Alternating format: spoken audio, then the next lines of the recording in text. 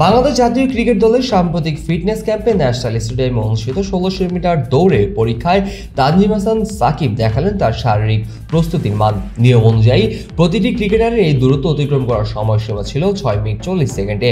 সাকিব নির্ধারিত সময়ের মধ্যে দৌড় শেষ করে দেখালেন তিনি প্রস্তুত আছেন আসন্ন মৌসুমের চ্যালেঞ্জের জন্য।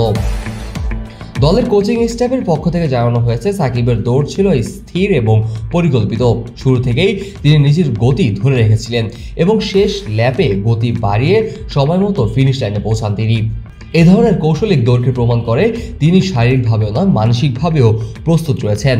যদিও সাকিব নাহিদ রানার মতো রেকর্ডের সময়সীমা পার করতে পারেনি, তবুও পারফরমেন্স ছিল প্রশংসনীয়। দলের বেশ কয়েকজন খেলোয়াড়ের সময়সীমার ভেতরে শেষ করেও হিমশিম খেলেও সাকিব স্থিরতা এবং সহিংসতা তাকে আলাদা করেছে। ফিটনেস পরীক্ষায় সতীর্থরা উৎসাহ দিয়ে যাচ্ছিলেন সাকিবকে। সাকিবের শেষ ল্যাপে স্প্রিন্টে করতালির ধ্বনি ছিল প্রমাণ। ওয়ালটন এসি এক্সচেঞ্জ অফারে এখন যে কোনো ব্র্যান্ডের পুরাতন এসি বদলে নতুন ওয়ালটন এসিতে উপভোগ করুন 25% ছাড়। Walton air conditioner, comfort without compromise. তিনি দলকে নিরাশ করেননি।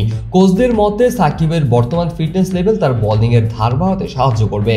অনেকেই মনে করছেন সাকিবের মতো তরুণরা যদি এমনভাবে মান ধরে রাখতে পারে তবে বাংলাদেশের পেস আক্রমণ আরও শক্তিশালী হবে। ম্যাচের চাপ সামাল দিতে শারীরিক ফিটনেসের বড় ভূমিকা রাখে, আর সাকিব সেই দিকেই নজর কেড়েছে, এটাই প্রমাণ করেছেন। ফিটনেস টেস্টের কিছু সিনিয়র খেলোয়াড়দের প্রত্যাশিত পারফরমেন্স দেখতে না পারলেও সাকিবের মতো তরুণদের দৃঢ়তা দলকে ভবিষ্যতের জন্য আশাবাদী করছে। অফিসিয়াল ফলাফল প্রকাশ করার পর হয়তো আরও স্পষ্টভাবে জানা যাবে তিনি কোন গ্রুপে স্থান পাবেন। তবে প্রাথমিকভাবে ধারণা করা হচ্ছে নাহিদ রানার মতো তিনি স্ট্যান্ডার্ড গ্রুপের সেরা পারফর্মারদের মধ্যেই থাকবেন। এই ফিটনেস পরীক্ষায় তানজিম হাসান সাকিব প্রমাণ করেছেন নিয়মিত অনুশীলন এবং শৃঙ্খলা থাকলে কোনো চ্যালেঞ্জের মোকাবেলা করা অসম্ভব নয়। তার লক্ষ্য এখন এই মান ধরে রেখে আন্তর্জাতিক ম্যাচে নিজের পারফরমেন্সকে উন্নত করা।